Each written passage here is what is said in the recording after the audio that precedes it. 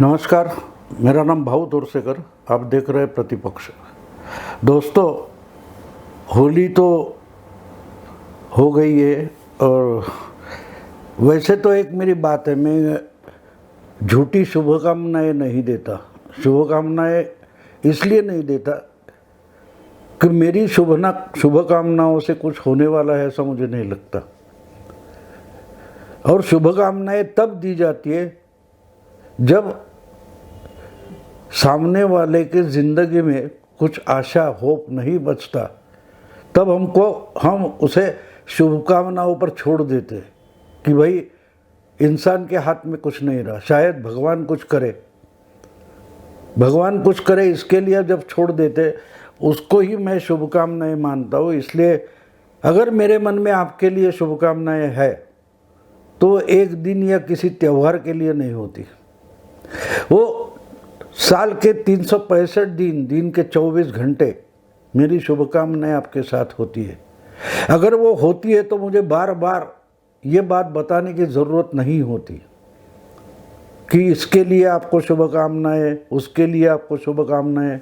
तो ऐसे मैं ज़िंदगी भर ऐसे किसी को शुभकामनाएं मैंने नहीं दी, मुझे तो ध्यान नहीं आ रहा है।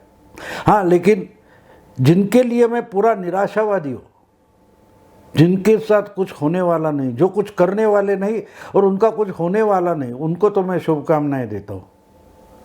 क्योंकि जो कुछ होना है वो अगर उनके भी हाथ नहीं है और हमारे भी हाथ में नहीं है तो उनको शुभकामनाओं पर छोड़ना चाहिए। जैसे कि मैं बार बार आपने मेरे वीडियो सुने होंगे, मेरे बयान सुने होंगे, तो आपकी समझ में आया होगा कि महाराष्ट्र की महाविकास आघाड़ी सरकार हो, शिवसेना हो, एनसीपी कांग्रेस हो या देश की कांग्रेस हो, उनको मैं बार बार सावधानता का इशारा देता हूँ, सजग करने की कोशिश करता हूँ। वही मेरी उनके लिए शुभकामनाएं होती है। लेकिन क्या वो मेरी शुभकामनाएं सुनते तक है? बिल्कुल नहीं सुनते, बिल्कुल नहीं सुनते। और आज के अगर हम कांग्रेस पार्टी देखें तो आपको आसानी से समझ में आएगा कि उनको शुभकामनाओं की बहुत ज़रूरत है। शुभकामनाओं की बहुत ज़रूरत है, क्योंकि ना हम लोग आप और मैं उनके लिए कुछ कर सकता हूँ ऐसा मुझे नहीं लगता, क्योंकि हमारे हाथ में कुछ है ही नहीं। जो पार्टी उनके हाथ में है और उसका सत्यानाश वो कर रहे हैं, जानबूझकर कर रहे हैं, समझबूझकर कर रहे हैं। देखते हैं लेकिन देखना नहीं चाहते, तो उनको उस संकट से संभालेगा कौन? वो खुद नहीं संभालना चाहते।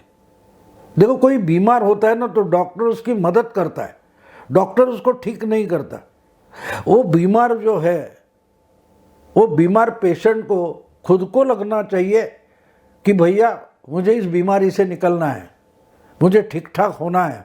ऐसा जब तक उसे नहीं लगता तब तक कोई भी डॉक्टर उसकी तरफ से कुछ निर्णय लेकर कुछ कर भी नहीं सकता, ना ट्रीटमेंट। हाँ, ट्रीटमेंट देगा, लेकिन ट्रीटमेंट का फायदा नहीं होगा, परिणाम नहीं मिलेगा। हाँ, कुछ बातें होते जब वो कॉन्शियस नहीं होते, सजग नहीं होते या बेसुध होते हैं, तो उस वक्त सुप्तावस्था में होता है कोई रुग्ण, तो उसको अगर डॉक्टर ट्रीट करते हैं तो बात अलग होती है। लेकिन अगर बीमार आदमी जागा है और फिर भी वो खुद रिस्पॉन्ड नहीं करना चाहता ट्रीटमेंट को, उपचार को, तो डॉक्टर कुछ भी नहीं कर सकता। इसलिए मैं बोलता हूँ कि शुभकामनाएं होती है वो डॉक्टर के ट्रीटमेंट जैसी होती है। हम भी आपको मदद कर सकते हैं, जबकि कांग्रेस की खामियां बताकर उससे कैसे उभर कर निकलना है ये हम बार बार बताते हैं, गलतियां क्या है बताते हैं, तो वही तो शुभकामनाएं होती है। लेकिन क्या कांग्रेस वो सुनना चाहती है? नहीं चाहती। इसलिए तो हमने देखा कि पंजाब में कांग्रेस की बुरी हालत हो गई। इसका कारण और कोई नहीं है, आम आदमी पार्टी नहीं है, वहाँ के मतदाता भी नहीं है। ये खुद अगर अपनी तबीयत, अपनी सेहत बिगाड़ना चाहते हैं तो बेचारे मतदाता क्या करें, आम आदमी पार्टी क्या करे? या कोई कोई सिद्धू हो, चन्नी हो, जो कुछ है, राहुल गांधी, वो तो कांग्रेस को डुबाना चाहते थे पंजाब में और डूब गई। मतदाता इन्हें कैसे बचाएगा? अब देखिए, ये तो चुनाव की बात है, लेकिन कांग्रेस के अंदरूनी हम बात देखते हैं तो जो कल तक यानी 1.5-2 साल पहले तक, यानी कोरोना आने तक हम समझे, या 2019 का चुनाव होने के बाद 2-3 महीने तक जो कांग्रेस के सबसे बड़े नेता माने जाते थे, जिनको आज G23 बोला जाता है, जो कांग्रेस के लिए कुछ ना कुछ करना चाहते थे, कपिल सिब्बल जैसे नेता है जो पार्लियामेंट से लेकर लोकसभा, राज्यसभा से लेकर सुप्रीम कोर्ट तक पार्टी की लाइन लेकर लड़ते रहे, बार बार लड़ते रहे। आपको याद होगा कर्नाटक का मामला हुआ था, जब एमएलए टूट रहे थे या जो कुछ हुआ था, उसके बारे में सुप्रीम कोर्ट कौन गया था? कांग्रेस की लाइन पेश करने के लिए, डिफेंस पेश करने के लिए कपिल सिब्बल थे। नेशनल हेराल्ड के केस में देखिए तो राहुल सोनिया की साइड कौन रख रहा था? कपिल सिब्बल रख रहे थे। यानी ये कानून के दिग्गज है कांग्रेस के, जिन्होंने अपनी सारी बुद्धि और ताकत पार्टी के लिए लगा दी। उनको मिनिस्टर बनाया वो अलग बात है, मिनिस्टर तो सोनिया जी ने, राहुल ने बहुत सारे लोगों को बनाया, लेकिन उनकी अलग एक क्षमता है जिसका पार्टी को बार बार फायदा हुआ है। ऐसे तो कपिल सिब्बल है, अपना पुराना अनुभव, सालों का अनुभव गुलाम नबी आज़ाद ने पार्लियामेंट ने पार्टी के लिए लगा लिया था। वो चुनाव नहीं जीते होंगे, लेकिन पार्लियामेंट्री डेमोक्रेसी में हाउस में पार्टी की साइड जो है वो भक्कम बनाकर, मजबूत बनाकर पेश करना, ये काम तो कपिल सिब्बल कर रहे थे। मनीष तिवारी है, एक से एक लोग हैं। आज वो कहाँ हैं? मानो एक बिल्डिंग है, दीवार है, दीवार की ईंटें अगर कोई निकाल कर फेंकेगा तो कभी ना कभी तो वो बिल्डिंग गिरने वाली है। नहीं, ये ईंट मुझे पसंद नहीं, वो ईंट, एक एक करके आप, क्योंकि ईंट पर ईंट रखे तो दीवार बनी है। तो आज इस चुनाव के बाद फिर से कांग्रेस में एक बवाल, अंदर ही अंदर कुछ चल रहा है। हमें पता नहीं है क्या चल रहा है, हमें पता नहीं। हाँ, हमें एक्सपेक्टेड था, मुझे भी एक्सपेक्टेड था कि शायद फिर से एक नाटक होगा। सोनिया जी, राहुल और प्रियंका गांधी परिवार के तीनों सदस्य बोलेंगे कि भाई चलो हम रिजाइन करते, आप ही लोग पार्टी चलाओ। लेकिन ये हुआ नहीं, एटलीस्ट जाहिर तौर पर हुआ नहीं। कुछ लोग बोलते कि जो वर्किंग कमेटी की मीटिंग हो गई उसमें गांधी परिवार के सदस्यों ने पेशकश की थी कि हम रिजाइन करते, आप चलाओ पार्टी, और जो उनके चमचे बैठे थे उन्होंने तो पूरा नकार दिया, नहीं नहीं आपको ही रहना पड़ेगा, आपके सिवा पार्टी है ही क्या। जब एक डेमोक्रेटिक सिस्टम में, गणतंत्र की व्यवस्था में एक पार्टी तय करती है कि एक फैमिली मतलब डेमोक्रेसी है, एक फैमिली मतलब पार्टी है, तो उसमें सामान्य लोग, मतदाता, जनता क्या योगदान दे सकती है? क्या योगदान दे सकती है? हाँ, एक पुराने ज़माने में हम देखते थे एक राजघराना होता था और उनके चट्टे बट्टे होते थे, सरदार होते थे, उनके गुलाम होते थे, वतनदार होते थे, ईमानदार होते थे, निष्ठावान होते थे, वो मिलकर गवर्नमेंट चलाते थे, राज चलाते थे। आज कांग्रेस पार्टी उसी ढंग से अगर चल रही है तो जिनके पास कोई क्षमता है उनको कांग्रेस पार्टी में कोई स्थान बचा नहीं है। जो भी कोई नया कार्यकर्ता हो, जवान हो, यंग हो, कुछ करना चाहता है, उसको तो कांग्रेस में स्थान है ही नहीं। हमने देखा जितिन प्रसाद हो, ज्योतिरादित्य सिंधिया हो, आरपीएन सिंह हो, एक एक करके निकल गए, जिनको कभी राहुल की टीम राहुल बोला जाता था। अब एक सचिन पायलट बचे, बाकी लोग है कहाँ?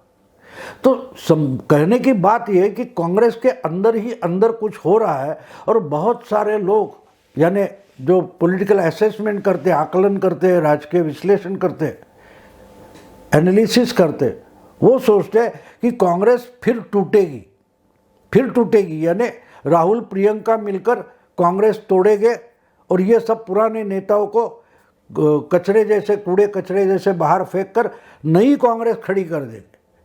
क्योंकि ये लोग ऐसे सोचने वाले जो है वो आज भी इतिहास में डूबे हुए, 78 में हो, 69 में हो। इंदिरा जी ने पार्टी तोड़ी थी, 69 में पार्टी तोड़ी थी। उस वक्त के जो मोरारजी देसाई, निजलिंगप्पा, कामराज ऐसे जो दिग्गज थे उनको हटा दिया था और तोड़कर इंदिरा जी बाहर निकली थी और उन्होंने पार्टी कब्जा की थी। 78 में फिर से वो पार्टी में बवाल आ गया जब इंदिरा जी बाहर निकली और उन्होंने कांग्रेस आई, यानी कांग्रेस इंदिरा नाम की अलग पार्टी बनाई जो आज तक चल रही है। ओरिजिनल पार्टी गायब हो गई। तो उसी ढंग से शायद इतिहास फिर से दोहरा रहा है, ऐसे बहुत लोगों की सोच है। इसलिए वो बोलते कि क्या कांग्रेस टूटेगी, क्या कांग्रेस टूटेगी, ये सोच है। यानी इंदिरा जी ने यशवंतराव चव्हाण, रेड्डी वगैरह जो थे, ब्रह्मानंद रेड्डी, उनको छोड़कर कांग्रेस आय नाम की पार्टी जिस ढंग से बनाई थी, तो वो जो पार्टी चलाने का बोझ था वो इंदिरा जी ने अपने अकेले के कंधे पर लिया था। क्या राहुल गांधी या प्रियंका गांधी वो कर सकती है? इंदिरा जी की लोकप्रियता ही कांग्रेस पार्टी थी उस वक्त की, इसलिए उसी को कांग्रेस आय बनाकर उन्होंने पेश किया लोगों के सामने और लोगों ने मान लिया कि यस, कांग्रेस आय ही असली पार्टी है, क्योंकि वोटर, मतदाता कांग्रेस आय के पीछे यानी इंदिरा जी के पीछे खड़ा हुआ था। और आज हम क्या देख रहे हैं? ओरिजिनल कांग्रेस पार्टी है, उसका नेतृत्व राहुल या प्रियंका यानी इंदिरा जी के पोता और पोती ही कर रहे हैं। सवाल इतना ही है कि क्या मतदाता उनको रिकॉग्नाइज कर रहा है, मान्यता दे रहा है? जैसे इंदिरा जी को मतदाताओं ने मान्यता दी थी कि हम इंदिरा जी को ही पार्टी मानते, क्या आज का मतदाता 2021, 20, 19, 22 जो कुछ है, जो चुनाव हो रहे उसमें मतदाता मान रहा है कि भैया गांधी परिवार के जो पोते पोती है वही तो कांग्रेस है? ऐसा नहीं मान रहे। कर्नाटक में जो जीत हुई थी उसका सेहरा तो सिद्धरामैया के सर पर था। सचिन पायलट जीते थे, ज्योतिरादित्य जीते थे, बघेल जीते थे, अमरिंदर सिंह जीते थे। लेकिन जहां कोई लोकल चेहरा नहीं होता, क्या वहां कांग्रेस जीती है? क्योंकि वहां राहुल या प्रियंका चेहरा होता है। ना बंगाल में राहुल का चेहरा चला, ना 2017 में राहुल का चेहरा यूपी में चला, ना असम में चला, ना आज प्रियंका का चेहरा लोगों ने नहीं माना कि ये हमारी नेता है, यही कांग्रेस है। इसलिए फर्क वो है। इसलिए कांग्रेस टूटेगी और फिर इतिहास दोहराएगा, ऐसा जो समझते हैं वो मुझे लगता है कि मूर्खों के नंदनवन, फूल्स पैराडाइज जिसको बोलते, मूर्खों के नंदनवन मन में नाच रहे हैं। ऐसा कुछ होने वाला नहीं है, क्योंकि लोग अगर मतदाता, जनता राहुल या प्रियंका गांधी को इंदिरा गांधी नहीं मान रही है या उनको ही पार्टी नहीं मान रही है, तो ये बात इतनी आसान नहीं है। ऐसा नहीं होने वाला। पार्टी टूटेगी, लेकिन टूटने से पार्टी बनेगी नहीं। पिछले 7-8 साल से राहुल गांधी ही पार्टी तोड़ रहे, बार बार तोड़ रहे। लेकिन गुलाम नबी आज़ाद हो या बहुत सारे कांग्रेस के छोटे मोटे नेता कार्यकर्ता है, वो पार्टी टूटने नहीं दे रहे।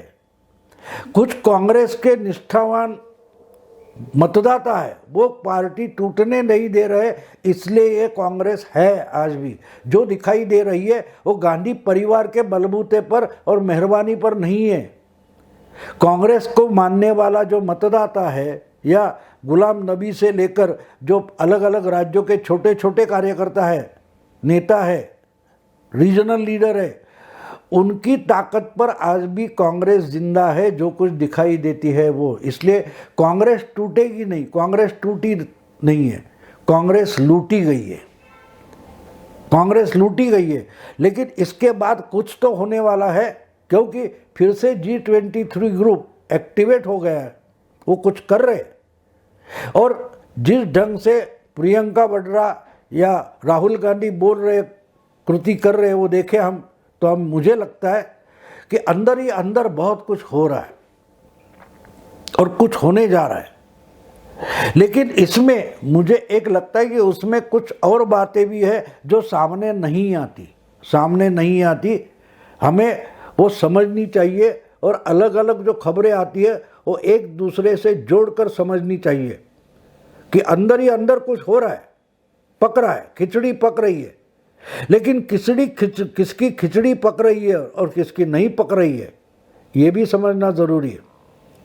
अचानक से कपिल सिब्बल इतने एग्रेसिव हो गए और दूसरी तरफ बहुत सारे रीजनल लीडर भी अब बोलने लगे, तो शायद लगता है कि कांग्रेस में कुछ बड़ी उथल पुथल होने जा रही है।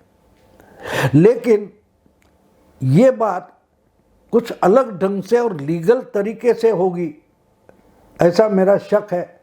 मुझे ऐसी संभावना लगती है कि कांग्रेस टूटेगी ज़रूर, लेकिन जिस ढंग से इंदिरा जी ने तोड़ी थी उस ढंग से नहीं, बल्कि बिल्कुल अलग तरीके से होगी। अगर सोनिया, राहुल और प्रियंका पार्टी के अंदरूनी नाराज़गी को शांत करके उनके साथ काम करने के तरीके नहीं अपनाती तो कांग्रेस में 2-3 धड़े हो सकते हैं और उससे कोई बड़ा कानूनी दांवपेच खेला जाएगा। अभी मेरे दिमाग में इसकी आइडिया क्लियर नहीं है, लेकिन मैं सोच रहा हूँ उस पर कि क्या क्या हो सकता है। उस पर मैं अलग वीडियो बनाऊंगा, लेकिन आज मैं इतना ही बता सकता हूँ कि कांग्रेस लूटेगी नहीं, क्योंकि लूटने के लिए बचा नहीं है कुछ। कांग्रेस पार्टी में किसी को तोड़कर कहीं से कहीं लाओ, ऐसा कुछ बचा ज़्यादा नहीं है। इसलिए कांग्रेस लूटेगी नहीं, टूटेगी। लेकिन कैसी टूटेगी इसके बारे में मैं तफसील से बाद में बताऊंगा। आज यही रुकता हूँ। अगर ये वीडियो आपको पसंद आए तो लाइक कीजिए, शेयर कीजिए और प्रतिपक्ष को सब्सक्राइब कीजिए। नमस्कार।